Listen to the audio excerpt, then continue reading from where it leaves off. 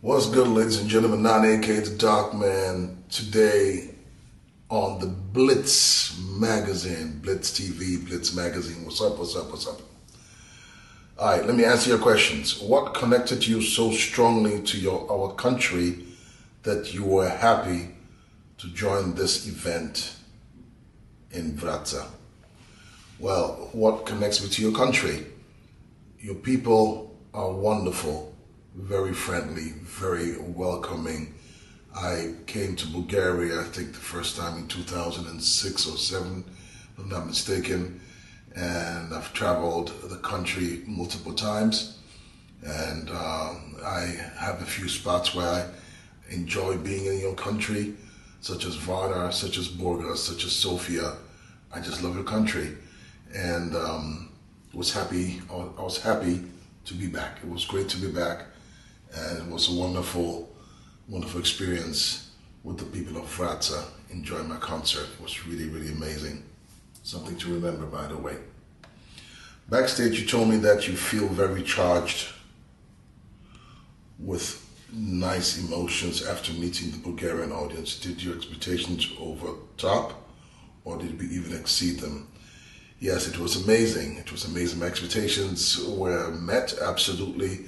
I expected it to be a wonderful concert, full of energy, full of emotions, and it was. It was a great journey back into time with my Bulgarian fans. Question number 3, your music marked the 90s and the beginning of the 2000s. How have your messages changed since then? And what else would you like to say through your music today? Well, the society has changed since then, and of course the messages have slightly changed, but not 100%.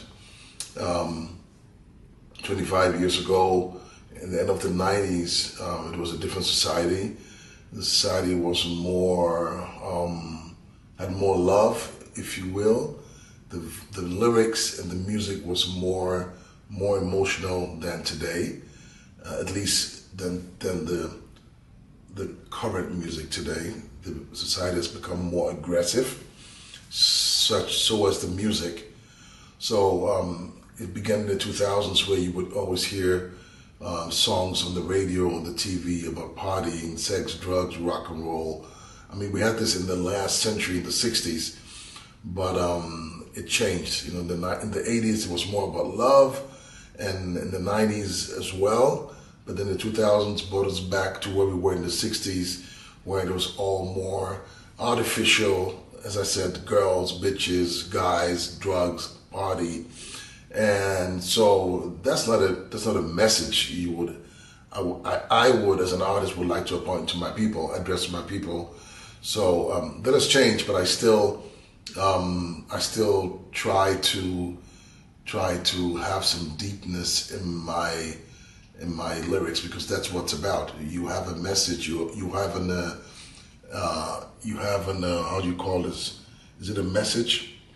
A task as a musician. If you were able to use your music as a tool to communicate and to send messages out there in the world, then you better use it in a positive manner.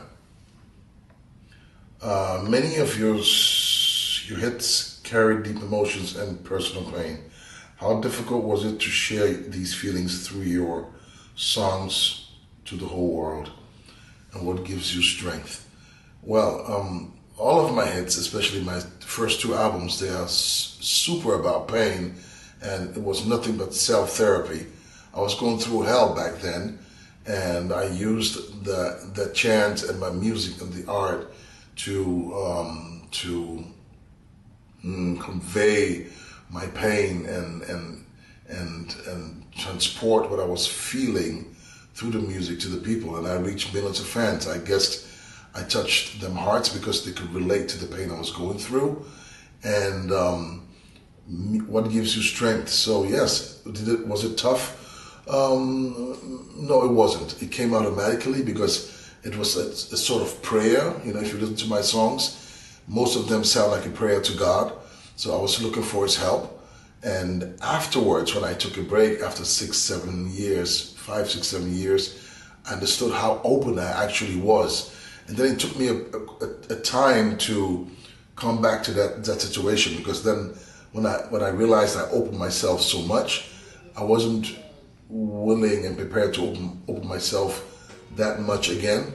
But in the meanwhile, I know how to open myself up without not revealing maybe too much of my personal life. But at the end of the day, we are all people, we are all human beings, so we all go through certain phases in life. That's what connects us, and that's what allows an artist to touch people in their hearts with the music when it's authentic. So what gives me strength? It's the love I have with my family and my closest ones, the love I have to music, to sports. That gives me strength. How has your life changed after the huge success of Loneliness Coming? Do you feel that popularity sometimes weighs you down? Yeah, everything has changed. It was a game changer, and I knew from the very beginning. I'm very thankful. Thank you to my fans. Thank you to everybody who supported me since day one. This journey has been, in the meanwhile, 2026 will be 30 years, by the way. That's amazing. And yeah, it changed my life to the better. I've seen nearly the whole world in the meanwhile. I've been traveling to cities, countries, different cultures, have a huge network of people through different countries, in different countries, and I'm super thankful. Question number 6, nowadays artists have often a cause. Do you have a message or a personal mission that inspires you beyond this stage? Everybody should have a cause. It doesn't matter if it's an artist or not. It's just about finding what your cause and your purpose is of being on earth. So I get a lot of emails still to this very day, people thanking me for the music and for the way I ease their pain through my music. And I guess that's my cause. So I'm very thankful to God making this possible and making me understand why I am on earth and why I am here to serve the society. So everybody should have a personal message, and the personal message is definitely beyond stage, because what I just told you is not about stage. It's about reaching out to people and helping people who are going through pain. So that's bigger than life, and that's what I guess God sent me down here to do for you guys. Question number 7, do you have a favorite thing in Bulgaria, a word, a food, or place, or even a memory that you will always carry with you? Yeah, well, my favorite places, as I said, is Varna, and I think Burgas is my Varna and Burgas. It's hard to distinguish which one I like most when it comes to being at the coast, being on the water. Otherwise, I love Sofia, and what I love in Bulgaria is shopski salad for sure. The first time I tried it, I just went crazy. Every time when I come to Bulgaria, I need at least 2 upon arrival. Upon arrival, no shopska, no singing, and I'm serious. Question number 8, and the last one. Finally, I can't help but ask you, what would you visit for the readers and the team of Blitz agency, among whom there are big fans? I don't have my glasses on, that's why I'm having issues reading. But what would you visit for the readers? I guess I understand the question. Well, I'd like to thank the readers and the team of Blitz agency for your support. It's wonderful talking to you guys. Thanks for having me, and looking forward to see you guys back again in Bulgaria. And thanks a lot. So my message to you is to be positive, remain positive, look for your cause. If you haven't found it yet, look for your purpose, and be happy, be thankful. Gratitude is everything. Be humble and still be ambitious. Thanks a lot, and don't touch my shopski till I return. You heard? Peace.